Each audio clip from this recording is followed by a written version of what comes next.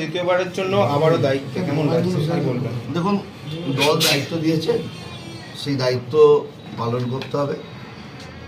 এর আগেও দল যা দায়িত্ব দিয়েছিল, আমি যুব সভাপতি ছিলাম, সেই দায়িত্ব পালন করেছি সারা জেলা জুড়ে। আবারও পরবর্তীকালে মাদারের দায়িত্ব দেয়, আবারও পুনরায় দায়িত্ব দেয়। কাজে আমি ধন্যবাদ জানাই আমার নেত্রী মমতা বন্দ্যোপাধ্যায়কে, আমার নেতা অভিষেক বন্দ্যোপাধ্যায়কে। সামনেই তো বিধানসভার নির্বাচন আসছে, সেক্ষেত্রে কি এক্সট্রা কোনো ফেসিলিটি পাবেন এর জন্য? সামনে বিধানসভা নির্বাচন আছে। দেখুন, এর আগেও পঞ্চায়েত নির্বাচন করেছি, এর আগে লোকসভা নির্বাচন করেছি।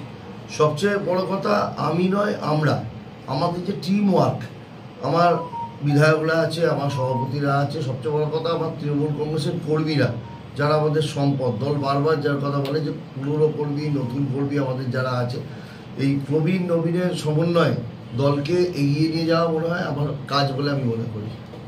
নতুন করে দায়িত্ব পেয়ে নতুন কিছু কাজ করার ইচ্ছা আছে কি? দেখুন, দলকে শক্তিশালী করতে হবে, তার জন্য সকলের সহযোগিতা দরকার। সকলের সহযোগিতায় দল যাতে শক্তিশালী হয়, সে চেষ্টা আগেও করেছে, এখনও করবে।